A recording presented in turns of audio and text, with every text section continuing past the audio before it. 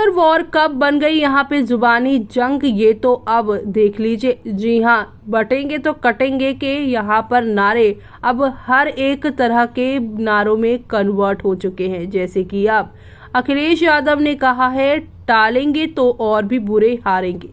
उपचुनावों की तारीख में बदलाव पर अखिलेश यादव का बीजेपी पर बड़ा तंज। चलिए चलेंगे, जानेंगे खबर को विस्तार से। तब तक आप हमारे चैनल टीसी न्यूज चैनल को लाइक एंड सब्सक्राइब करना ना भूलें। उत्तर प्रदेश, केरल और पंजाब में 13 नवंबर को होने वाले उपचुनाव अब 20 नवंबर को होंगे।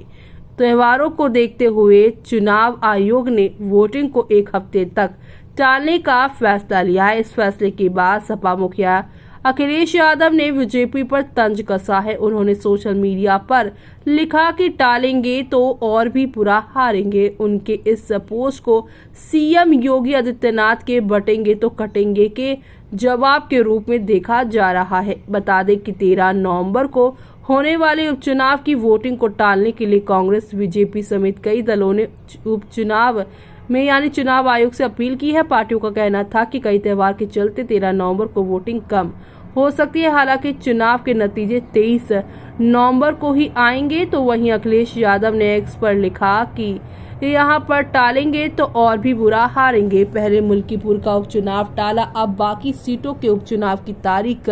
बीजेपी इतनी कमजोर कभी न थी। दरअसल बात यह है कि यूपी में महाबेरोजगारी की वजह से जो लोग पूरे देश में काम यहाँ रोजगार के लिए जाते हैं, वो दिल्ली और छठ की छुट्टी लेकर प्रदेश आए हुए हैं और उपचुनाव में बीजेपी को हराने के लिए वोट डालने वाले थे। ऐसे ही बीजेपी को इनकी भनक लगी, उसने उपचुनावों के आगे यहाँ पर खिसका दिया, जिससे लोगों की छुट्टियां खत्म हो जाएं और वो बिना वोट डाले ही वापस चले जाएं। ये बीजेपी की पुरानी चाल है, हारेंगे तो यहाँ पर जो टालेंगे तो हारेंगे।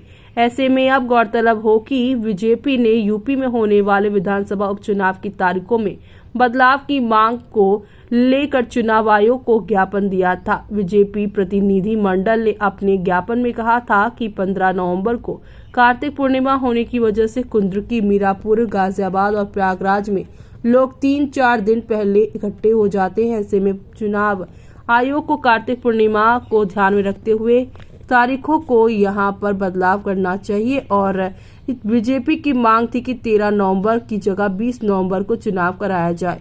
बता दें कि अब 20 नवंबर को उत्तर प्रदेश में 9 सीटों पर उपचुनाव होने हैं, जिनमें कानपुर की सीमा, मऊ, प्रयागराज की फूलपुर, मैनपुरी की करहल, मिर्जापुर की मझवा, अंबेडकर नगर की कटहरी, गाजियाबाद सदर, अलीगढ़ की खैर, मुरादाबाद की कुंद्रकी और मुजफ्फरनगर की मीरापुर सीट शामिल है।